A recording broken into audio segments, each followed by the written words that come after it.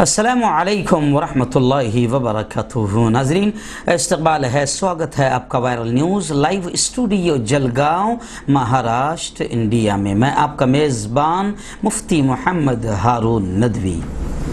आइए international top 5 news दुनिया की 5 बड़ी ख़ास अहम खबरों पर नज़र डालते हैं। जी हाँ नाज़रीन, सबसे पहले अपील करता हूँ कि जो साथी नए हैं और अभी तक हमारे इस बेबाक चैनल से जुड़े नहीं हैं, दुनिया की सच्ची खबरें बेबाक अंदाज में देखना है, सुनना है तो जुड़ जाएं हमारे इस चैनल के साथ। उसका आसान तरीका यह है कि नीचे लाल कलर में सब्सक्राइब लिखा होगा, उसे टच कर दें। उसके टच करने के बाद वो सफ़ेद हो जाएगा। उसके सफ़ेद होते राइट साइड में एक बेल, एक घंटी बनकर आएगी। घंटी को टच कर दें और घंटी के टच करने के बाद में 3 ऑप्शन आएंगे। उस पर पहला ऑप्शन ऑल का रहेगा, उसे टच कर दें। इस तरह आप चैनल से जुड़ जाएंगे। हमारी हर खबर, हर वीडियो आपको आपके मोबाइल पर मिल जाया करेगी। और हाँ नाज़रीन, हम हर रोज़ अपील करते हैं कि ये बेबाक चैनल जो जुल्म और नाइंसाफ़ी के ख़िलाफ़ आवाज़ उठा रहा है, लड़ रहा है और आपकी आवाज़ हुकूमत तक पहुँचा रहा है। आप अगर चाहते हैं कि मुसलमानों के ऐसे बेबाक चैनल बाकी रहे, चले और मजबूत हो, तो प्लीज़ चैनल चलाने के लिए बड़ा रुपया पैसा खर्च होता है। इसलिए हम अपील करते हैं कि हर हफ्ते आप अपनी ताकत के एतबार से 100, 200, 500, 1000 जो भी अल्लाह ने आपको ताकत दी है, आप चैनल की माली मदद कीजिए। स्क्रीन पर आप नजर डालें हमारे चैनल का बैंक अकाउंट नंबर, ऐसे ही गूगल पे, फोन पे और पेटीएम नंबर दिया गया है। अपनी ताकत के एतबार से आप चैनल की फाइनेंशियल हेल्प, माली मदद जरूर कीजिए। नाज़रीन, इंटरनेशनल टॉप 5 न्यूज़ में इस वक्त मेरे निगाहों के सामने सबसे बड़ी खबर आई है। गुज़िश्ता कल 2 दिन पहले हफ्ते के दिन शाम में, मुल्क शाम में हफ्ते के रोज़ पार्लिमानी इलेक्शन था, पार्लिमानी इंतखाबात थे। पार्लिमानी इंतखाबात के आगाज़ के साथ ही यूँ समझिए कि दमिश्क धमाकों से लरज़ उठा, जिनमें एक शख्स के हलाक और कई लोगों के ज़ख्मी होने की इत्तला है।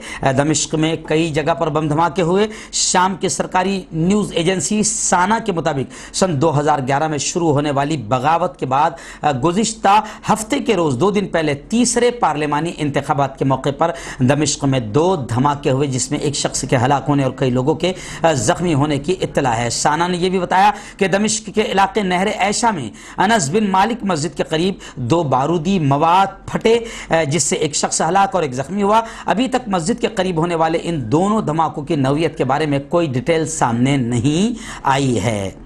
शाम के सदर बशार अल असद अक्सर इस मस्जिद में नमाज अदा करते हैं। इतवार के रोज़ शाम के सदर बशार अल असद के इख्तिदार संभालने के 20 साल के बाद नई मुंतखब पार्लियामेंट का ऐलान किया जाएगा। बशार अल असद के इख्तिदार का तकरीबन निस्फ अरसा मुल्क बगावत और मगरबी मुल्कों की पाबंदियों का सामना करते हुए गुजरा है।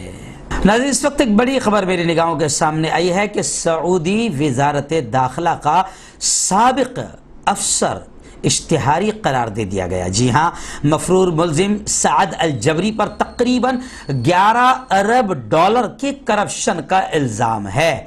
कनाडा में उसके मौजूदगी की इत्तला सामने आई है। सऊदी तफ्तीशकारों ने वज़ारत दाखिला के एक साबिक मुलाजिम और मरहूम शाह अब्दुल्ला बिन अब्दुल अजीज़ के कायम करदा सऊदी इंसदाद दहशतगर्दी फंड के निगरां इनके करप्शन के इल्ज़ामात के बाद कनाडा फरार होने की इत्तलात की तहकीकात शुरू की गई है। सिक्योरिटी हुक्काम मफरूर मुलजिम का पीछा कर रहे हैं और उसे पकड़कर सऊदी अरब लाने और उस पर अदालत में मुकदमा चलाने की कोशिश जारी है।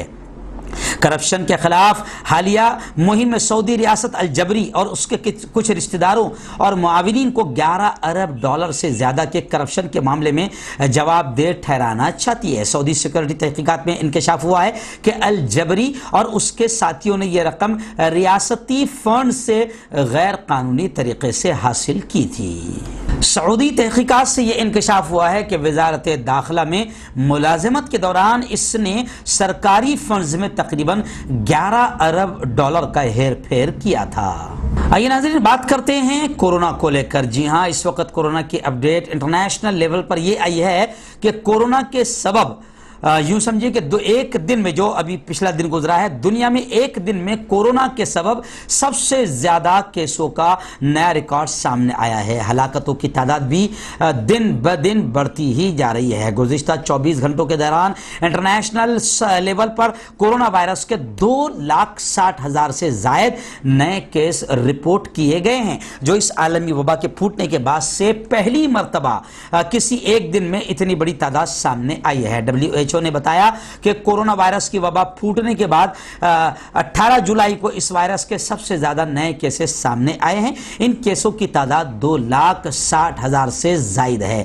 بتایا جا رہا ہے کہ سب سے زیادہ نئے کیس امریکہ، بھارت، جنوبی افریقہ اور برازیل میں ریکارڈ کیے گئے ہیں۔ اسی طرح 10 مئی کے بعد کسی ایک دن میں ہلاکتوں کی بھی سب سے زیادہ تعداد ہفتے کے روز ہی ریکارڈ کی گئی ہے۔ بتایا جاتا ہے کہ 18 جولائی کے روز صرف ایک دن میں 7,360 ہلاکتیں ہوئی ہے۔ وہیں پر سعودی عرب کی بھی خبر آئی ہے کورونا کو لے کر کہ سعودی عرب میں کووڈ-19 کے 2,565 نئے کیسز سامنے آئے ہیں۔ سعودی عرب میں وزارت صحت نے گزشتہ 24 گھنٹوں میں کورونا وائرس کے 2,565 نئے کیسوں کی تصدیق کی ہے اور کووڈ-19 کے مرض میں مبتلا مزید 40 افراد وفات پائے ہیں۔ ناظرین، اس وقت ایک بڑی خبر میری نگاہوں کے سامنے یہ بھی آئی ہے کہ جس طرح چائنا بھارت میں گھسپیٹ کر رہا ہے، اب ایسا لگتا ہے کہ ایران میں بھی گھسپیٹ کی تیاری ہے۔ ایسی ہی خبر اس وقت میری نگاہوں کے سامنے ہے کہ ایرانی پارلیمنٹ کے ایک بہت ہی سینئر ممبر محمود احمدی بیکش نے دو ٹوک طور پر یہ اعلان کیا ہے کہ ہم اپنے جزیرے چین کو دینے کی اجازت نہیں دیں گے، یعنی وہاں کی حکومت چین کو دینے کی کوشش کر رہی ہے، لیکن ایرانی پارلیمنٹ کے سینئر رکن کہتے ہیں کہ اپنے جزیرے ہم چین کو دینے کی اجازت نہیں دیں گے۔ حکومت نے چین کے ساتھ طے پائے 25 سالہ معاہدے کے تحت بیجنگ کو ایرانی جزیرے دینے کا اعلان کیا ہے، مگر پارلیمنٹ میں اس ایگریمنٹ پر ابھی بحث باقی ہے، بحث جاری ہے۔ ان کا کہنا ہے کہ ہم ایرانی جزیرے کسی بھی صورت میں چین کو دینے کی اجازت حکومت کو نہیں دیں گے۔ محمود احمدی نے یہ بھی کہا ہفتے کے روز ایران ٹیلی ویژن کو انٹرویو دیتے ہوئے کہ اصل میں اس کا مقصد یہ نہیں ان جزیروں کو چین کے حوالے کر دیا جائے گا، لیکن فیصلہ کیا گیا تھا کہ ان جزیروں پر چین کو مکمل اختیارات دیے جائیں گے، تاہم ایسا نہیں ہوگا۔ ایران اور چین کے درمیان 25 سال سے اسٹریٹجک تعاون کے دستاویز کے مطابق گزشتہ دنوں کے دوران ایران نے خلیج عرب میں جزیرے کیش سمیت متعدد جزیروں کو چین کو دینے کا اعلان کیا ہے۔ اس پر ایرانی سیاسی، ابلاغی اور عوامی حلقوں میں بحث جاری ہے۔ معاہدے کے مندرجات کے بارے میں ایرانی حکومت کے عہدیداروں کی طرف سے شفافیت کا فقدان سامنے آیا ہے، یعنی وہاں پر بھی ایران میں بھی حکومت وہی گیم کھیل رہی ہے کہ لوگوں کو کنفیوژن میں رکھنا، جو گیم ہمارے یہاں بھاجپا سرکار کھیلتی ہے۔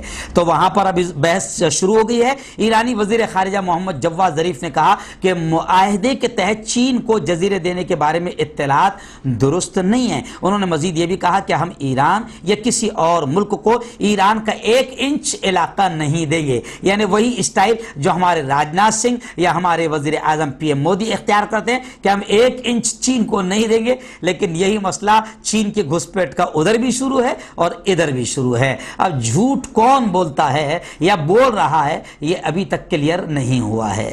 ناظرین، اس وقت کویت سے ایک بڑی خبر میری نگاہوں کے سامنے ہے کہ کویت کے جو امیر ہے ان کی طبیعت فی الحال کافی ناساز ہے اور ولی عہد کو عارضی طور پر انہوں نے بعض اختیارات بھی سونپ دیے ہیں، ایسی خبریں آ رہی ہیں۔ امیر کویت الشیخ صبا احمد الجابر الصبا نے ہفتے کے روز یعنی سنیچر کے روز اپنے ولی عہد کو ٹیمپریری طور پر بعض اختیارات سونپ دیے ہیں۔ کویت کی سرکاری خبر رساں ایجنسی کونا کے مطابق امیر کو قبل ازید طبی ٹیسٹوں کے لیے ایک اسپتال میں ایڈمٹ کروا دیا گیا ہے۔ امیری دیوان کے امور کے وزیر شیخ علی جرا الصبا نے بتایا کہ امیر شیخ صبا الاحمد کے مختلف طبی ٹیسٹ کیے جائیں گے، میڈیکل چیک اپ کیے جائیں گے، فی الوقت ان کی صحت بہتر ہے۔ شیخ صبا الاحمد الجابر کی اس وقت عمر 91 ایئر ہے، 91 سال ہے اور وہ 2006 سے تیل کی دولت سے مالا مال اس خلیجی ریاست کے امیر چلے آ رہے ہیں۔ اس سے پہلے وہ 50 سال سے زیادہ عرصے تک ملک کی خارجہ پالیسی کے نگراں رہے تھے۔ سعودی عرب کے فرمانروا شاہ سلمان بن عبدالعزیز نے امیر کویت سے فون پر بات چیت کی اور ان کی خیریت دریافت کی ہے۔